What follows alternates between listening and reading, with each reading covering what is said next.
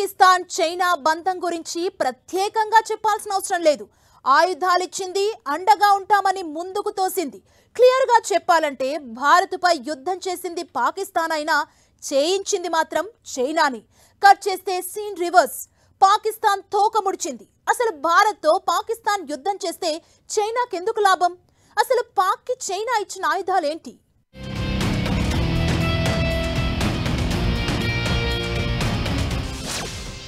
యుద్ధం చేసింది పాకిస్తాన్ అయినా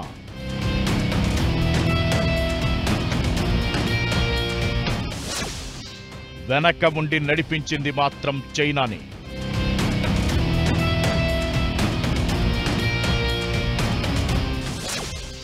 పాక్కు భారీగా ఆయుధాలిచ్చిన చైనా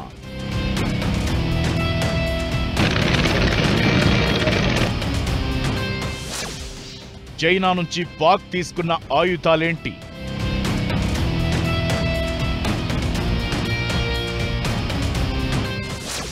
కాల్పుల విరమణతో చైనా ఆశలపై నీళ్లు పడ్డాయా?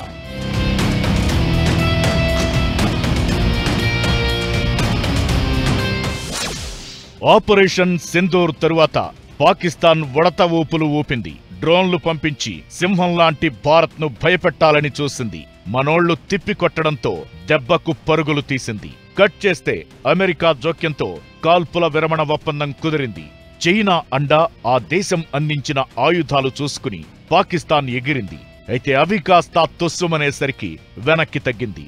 పాకిస్తాన్ పూర్తిగా చైనా తయారు చేసిన ఆయుధాల మీద ఆధారపడింది.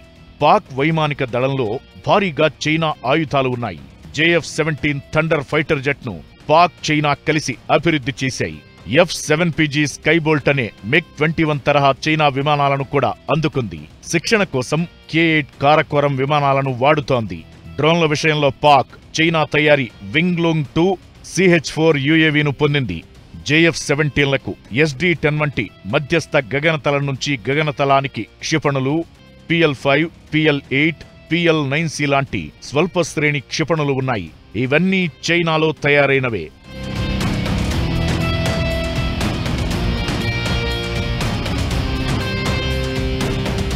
పంజాబ్ ప్రావిన్స్లోని చీనాబ్ నది ఒడ్డున ఉన్న కిరాణా కొండల సమీపంలో ఉన్న సర్గోదా ఎయిర్ బేస్ పాక్లోని అతిపెద్ద కీలకమైన వైమానిక స్థావరాల్లో ఒకటి. గతంలో ఇక్కడ పాక్ అత్యుత్తమ F-16 విమానాలను ఉంచింది. ప్రస్తుతం వాటి స్థానంలో JF-17 విమానాలను మోహరించింది.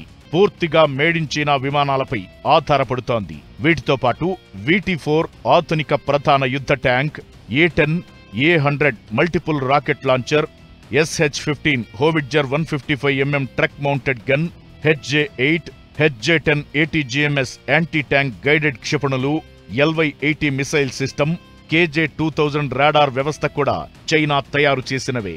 F-22P Zulfikar ఫ్రిగేట్లు, C-802, YB-62, CM-302 క్షిపణులు, హార్బిన్ Z-9EC హెలికాప్టర్లు, SR-2410C రాడార్ వ్యవస్థ. ఇలా పాకిస్తాన్ సైన్యం, నౌకాదళం, వైమానిక దళాలన్నీ చైనా తయారీ ఆయుధాలపైనే ఆధారపడుతున్నాయి.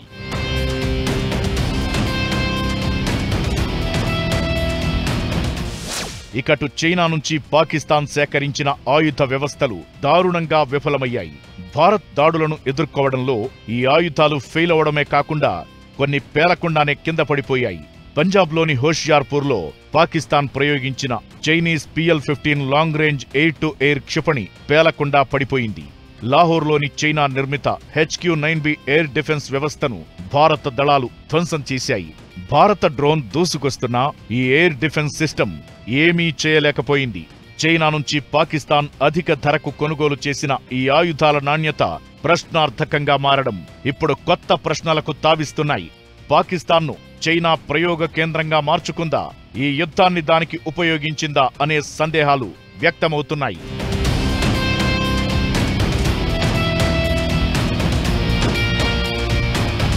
JF-17 ఫైటర్ జెట్లు పవర్ఫుల్ అంటూ చైనా ఇచ్చిన బిల్డప్ అంతా ఇంతా కాదు. అయితే భారత్పై ఆ యుద్ధ విమానాలను ఉపయోగించిన పాక్కు భారీ షాక్ తగిలింది. అయితే ఇక్కడే చైనా దొంగబుద్ధి బయటపడిందనే అభిప్రాయాలు వినిపిస్తున్నాయి. అంతర్జాతీయంగా ఆయుధ సరఫరాదారుగా తన స్థానాన్ని పదిలపరుచుకునే ప్రయత్నంలో కొన్ని దేశాలకు, మరీ ముఖ్యంగా పాకిస్తాన్ వంటి మిత్ర దేశాలకు నాసిరకం, తక్కువ శ్రేణి ఆయుధాలను చైనా అంటగడుతోందనే ఆరోపణలు వినిపిస్తున్నాయి.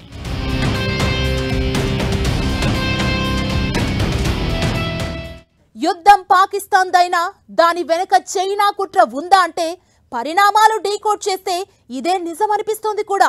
వ్యాపారానికి వ్యాపారం, అదే సమయంలో భారత్పై నిఘా. ఒక్క యుద్ధాన్ని చైనా రెండు రకాలుగా వాడుకుందా?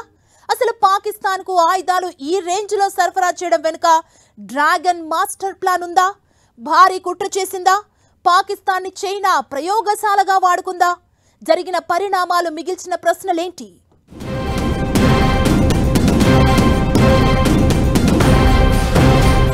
భారత్ పాక్ మధ్య ఉద్రిక్తతలను చైనా రెండు రకాలుగా క్యాష్ చేసుకున్నట్లు కనిపించింది. పాకిస్తాన్కు భారీగా ఆయుధాలు, మిసైల్స్, ఫైటర్ జెట్లు విక్రయించి వ్యాపారం పెంచుకోవడంతో పాటు ప్రపంచ ఆయుధ సరఫరాలో తన స్థానం పదిలం చేసుకుంది. చైనాకు చెందిన ఏవిఐసి చెంగ్డు ఎయిర్ క్రాఫ్ట్ సంస్థ షేర్లు 40% మించి వృద్ధి చెందాయి. ఆ సంస్థ తయారు చేసిన J-10C యుద్ధ విమానాలను పాకిస్తాన్ భారీగా కొనుగోలు చేసింది. భారత్ మీద దాడికి పాకిస్తాన్ ఆ ఫైటర్ జెట్లనే ఉపయోగించింది. అయితే ఇక్కడే పెద్ద ప్రశ్న వినిపిస్తోంది. పాకిస్తాన్ను చైనా ఓ ఆయుధ ప్రయోగశాలగా వాడుకుందా అనే చర్చ జరుగుతోంది. నిజానికి చైనా తయారు చేసిన ఫైటర్ జెట్లు కానీ, మిగతా ఆయుధాలు గాని ఎలాంటి టెస్టింగ్ లేకుండానే పాకిస్తాన్కు అంటగట్టింది. J-10C విమానం కూడా అంతే. ఆ ఫైటర్ జెట్ పనితీరు ఏంటి, ఎలాంటి ప్రభావం చూపిస్తుందని తెలుసుకోవడానికి భారత్ పాక్ సంఘర్షణలను ఆసక్తిగా గమనించింది చైనా.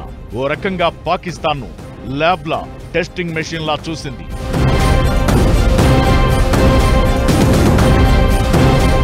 వ్యాపార పరంగానే కాదు, భారత్ శక్తి తెలుసుకోవాలని, స్ట్రాటజిక్ పాయింట్స్ మీద ఓ అవగాహన రావడానికి ఈ యుద్ధం ద్వారా చైనా ప్రయత్నం చేసినట్లు కనిపిస్తోంది.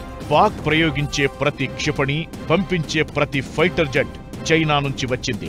వీటి ద్వారా భారత్ బలాబలాలను, రక్షణ సమాచారాన్ని సేకరించే అవకాశం ఉంటుందని, అందుకే ఈ యుద్ధం మీద చైనా ఎక్కడలేని ఆసక్తి చూపించిందనే అభిప్రాయాలు వినిపిస్తున్నాయి. మరీ ముఖ్యంగా బ్రహ్మోస్ లాంటి క్షిపణుల సమాచారం తెలుసుకునేందుకు ఈ యుద్ధంపై చైనా ఓ కన్నేసిందనేది మరికొందరి ఒపీనియన్. దీంతో పాటు భారత్ ఎదుగుదలను చూసి ఓర్చుకోలేక కూడా చైనా ఇలాంటి దగుల్బాజీ వేషాలకు దిగినట్లు అనిపిస్తోంది. యాపిల్ లాంటి అంతర్జాతీయ సంస్థలు తమ కార్యకలాపాలను భారత్కు మళ్లిస్తున్నామని ప్రకటించగానే భారత్ పాక్ మధ్య యుద్ధ వాతావరణం మొదలైంది. తనకు పోటీగా నిలవగలిగిన ఒకే ఒక దేశంలో చైనా ఉద్రిక్తతలను ఇలా ప్రోత్సహించిందనే అభిప్రాయాలు వినిపిస్తున్నాయి. ఏమైనా భారత్ పాక్ మధ్య ఉద్రిక్తతలను అడ్డుపెట్టుకుని చైనా అన్ని రకాలుగా లాభపడే ప్రయత్నాలు చేసింది.